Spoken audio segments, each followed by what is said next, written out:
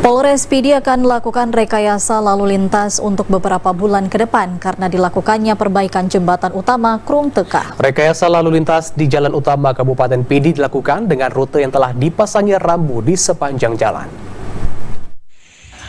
Pemerintah pusat akan membangun baru jembatan Krung Tekah melintasi Jalan Profesor Ahmad Majid Ibrahim di Gampong Blok Sawah, Kecamatan Kota Sigli, Pidi. Sehingga jembatan lama telah dibongkar pada awal April ini. Kapolres Pidi AKBP Imam Asfali menjelaskan, demi memberikan rasa aman selama perbaikan jembatan, Polres Pidi akan lakukan rekayasa lalu lintas untuk beberapa bulan ke depan.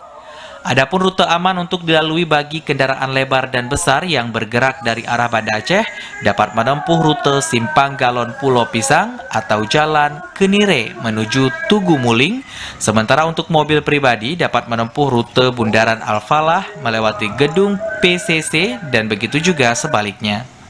Itu memang rencana akan ada perbaikan dan akan dilakukan penutupan sementara waktu, bukan selamanya selama pembangunan itu. Dan kita sudah melakukan sosialisasi melalui radio, melalui beberapa media kepada masyarakat kita, supaya masyarakat kita bisa familiar ketika nanti dialihkan arah jalur pengendara ini. Rekayasa lalu lintas di jalan utama Kabupaten Pidi dilakukan dengan rute yang telah dipasang rambu di sepanjang jalan.